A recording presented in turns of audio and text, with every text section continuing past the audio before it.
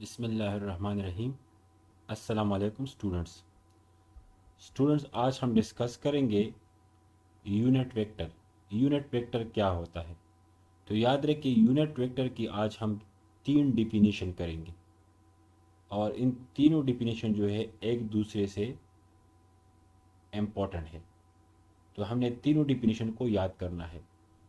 So definition number first, a vector divided by its own magnitude is called unit vector.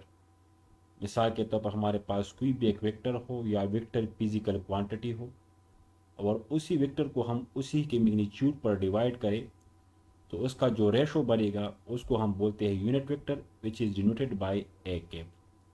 So unit vector A cap equal to A vector divide by its own magnitude.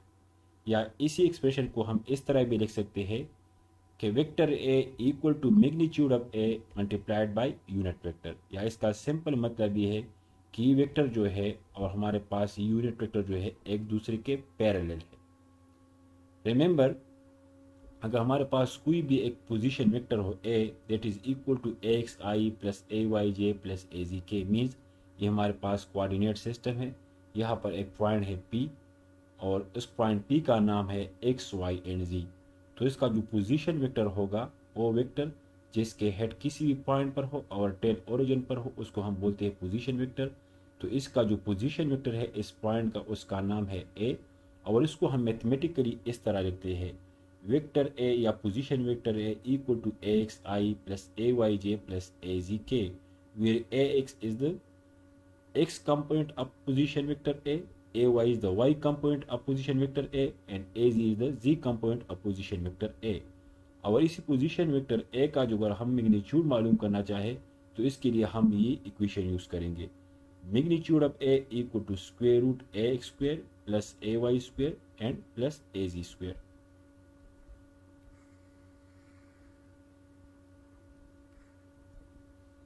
Remember, in Cartesian coordinate, unit vector I, j and k are the unit vector along x axis, y axis and z axis respectively। याद है, Cartesian coordinates में हमारे पास अगर i आ जाए तो इसका मतलब ये है कि वेक्टर जो है along x एक्सिस पर है, अगर j आ जाए तो इसका मतलब ही along y एक्सिस पर, और k आ जाए तो इसका मतलब ही यूनिट वेक्टर के along z एक्सिस।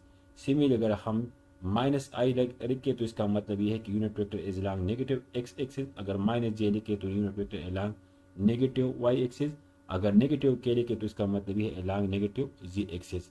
अब याद रखिए हमारे पास ये तीन यूनिट वेक्टर है और याद रखिए इसमें हर एक यूनिट वेक्टर आई जे के इसकी मैग्नीट्यूड हमारे पास क्या होगी, वो वन होगी। किस तरह वन होगी? मिसाल के तौर पर अगर हम लिख के let A equal to I, तो इसका जो मैग्नीट्यूड फार्मूला है हमारे पास है magnitude of A equal to square root I से आगे एक है तो इसका हम एक लेंगे और इसका स्क्वायर लेंगे, तो ये हमारे पास क्या हो जाएगा, वन हो जाएगा। तो इसका मतलब ये है कि इसका जो मैग्नीट्यूड है आई और जे के का क्या है, हमारे पास वन है।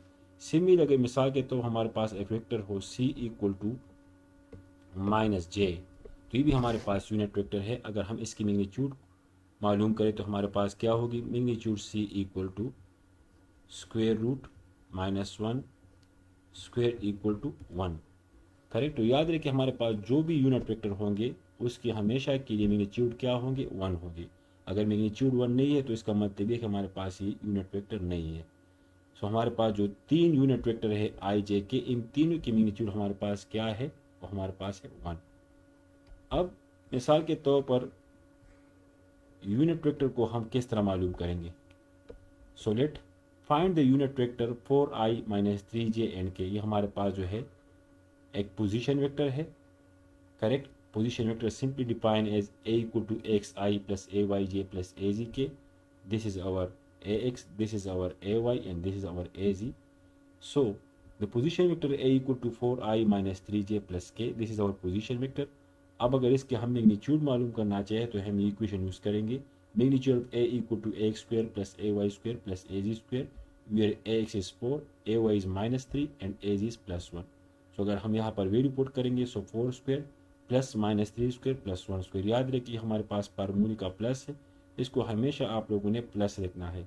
अगर हमारे पास माइनस आ जाए जिस तरह के यहाँ पर हो, तो इस माइनस को हम इस तरह लिखेंगे, -3 करेंगे और उसका स्क्वायर करेंगे। So the magnitude of this position vector A equal to 26 under the root. So this is our magnitude of position vector A and this is our position vector. So अगर इसको हम इस पर डिवाइड करें means unit vector A equal to vector A divide by A magnitude, so 4i minus 3j plus k divided by 26, so this will be the unit vector for this position vector and this is our answer. Next one, find the unit vector for force F equal to 12 Newton I plus 5 Newton J. So the unit vector formula for force is what? F cap equal to position vector F divided by F magnitude. या F magnitude को हम इस तरह भी लिख सकते हैं और इस तरह भी. So F magnitude equal to what? Square root fx square plus fy square. This is our fx and this is our fy. So if we simplify this, we obtain 13 Newton. So this is the magnitude of force and this is the position vector for force. Now the ratio between this f and this f magnitude is called unit vector. So अगर हम value को put करें, so f unit vector equal to 12 Newton I plus 5 Newton J divided by 13 Newton. So by simplify this we obtain 12 by 13 I plus 5 by 13 J. अगर इसको हम देखें तो यहाँ पर हमारे पास यूनिट जो है वो वेनिश हो गया, यूनिट ख़त्म हो गया, क्योंकि 12 Newton divide by 13 Newton, so Newton Newton के साथ कैसे हो जाएगा। तो इसका मतलब ये है कि हमारे पास जब भी यूनिट वेक्टर हो तो इसकी कोई भी यूनिट नहीं होगी, उसकी कोई भी डायमेंशनल फार्मूला नहीं होगी। This is the condition for unit vector which have no unit, which have no physical unit, which have no dimension formula. So our result is this one. So this is the unit vector corresponding to this position vector or force vector. The second definition of unit vector, a vector whose magnitude is 1 is called unit vector. याद रखिए हमारे पास जब भी एक vector हो और उसका magnitude जो है 1 के बराबर हो तो वो वेक्टर यूनिट वेक्टर कंसिडर किया जाएगा। मिसाल के तौर पर अगर हम इस MCQs को देखें, this one, which of the following is a unit vector? Option A this one, B, C and D. अगर हम इस ऑप्शन ए की मैग्नीट्यूड मालूम करें so we obtain 5. अगर इस ऑप्शन बी की मैग्नीट्यूड मालूम करें we obtain 10. अगर इस ऑप्शन सी की मैग्नीट्यूड मालूम करें we obtain 1.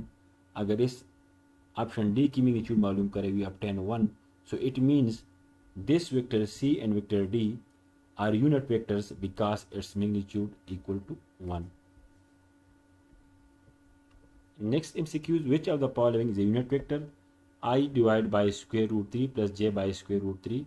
B option, C option और D ऑप्शन. अगेन हम इंडिविजुअल की मैग्नीट्यूड मालूम करें, अगर हम इसकी मैग्नीट्यूड मालूम करें so we obtain square root 2 by 3. अगर ऑप्शन B की मैग्नीट्यूड मालूम करें we obtain square root 22 by 25.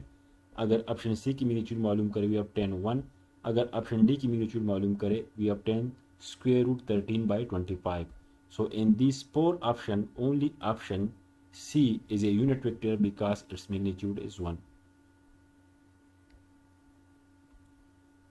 In this one, which of the following is a unit vector? तो याद रखिए इसमें हमारे पास जो है ये वाला यूनिट वेक्टर है, क्योंकि इसका जो मैग्नीट्यूड है वो हमारे पास 1 के बराबर है। इसको और ट्राई करें, और बाकी जो है ऑप्शन है ये हमारे पास यूनिट वेक्टर नहीं है, क्योंकि इसकी जो मैग्नीट्यूड है वो 1 के बराबर नहीं है। So the option B is a correct option, its magnitude is 1.